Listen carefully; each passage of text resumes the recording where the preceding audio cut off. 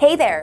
You're probably at the end of writing your dissertation, right? Congrats! Now it's time to write the abstract.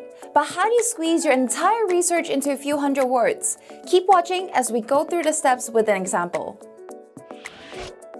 Hi, I'm Jessica from Scribbr, here to help you achieve your academic goals. An abstract is a short and concise summary of a longer work, such as a dissertation or research paper. It's usually around 150 to 300 words. But make sure to check the requirements of your university or journal. Always include the abstract on a separate page before the main text. In a dissertation or thesis, it comes after the title page and acknowledgement, but before the table of contents. In all cases, the abstract is the very last thing you write. It should be a completely independent, self-contained text and not an excerpt copied from a paper or dissertation. Here are 4 things you need to include in your abstract. We'll go over them one by one with an example. Your research problem and objectives. Methods. Key results or arguments. Conclusion.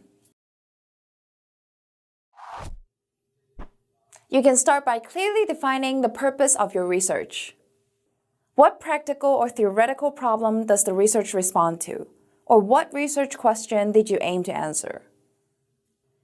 You can include some brief context on the social or academic relevance of your topic, but don't go into detailed background information. After identifying the problem, state the objective of your research. Use verbs like investigate, test, analyze, or evaluate to describe exactly what you set out to do. This part of the abstract can be written in the present or past simple tense, but should never refer to the future, as the research is already complete. Next, indicate the research methods that you use to answer a research question. This part should be a straightforward description of what you did in 1 or 2 sentences. It is usually written in the past simple tense as it refers to completed actions. Next, summarize the main research results. This part of the abstract can be in the present or past simple tense. Depending on how long and complex your research is, you may not be able to include all results here. Try to highlight only the most important findings that will allow the reader to understand your conclusions. Finally, state the main conclusions of your research. What is your answer to the problem or question? The reader should finish with a clear understanding of the central point that your research has proved or argued. Conclusions are usually written in the present simple tense. If there are important limitations to your research, for example, related to sample size or methods, you should mention them briefly in the abstract. This allows the reader to accurately access the credibility and generalizability of your research. If your paper will be published, you might have to add a list of keywords at the end of the abstract.